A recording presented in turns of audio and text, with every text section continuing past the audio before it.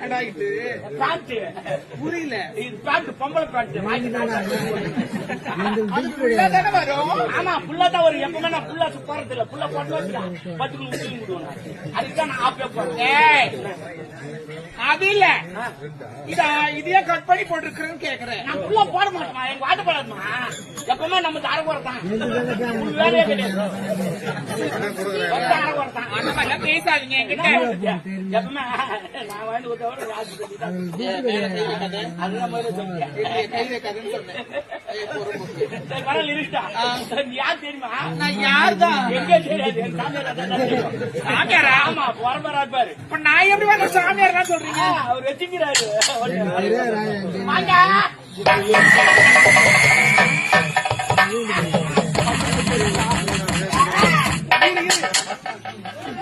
காலவே கதறா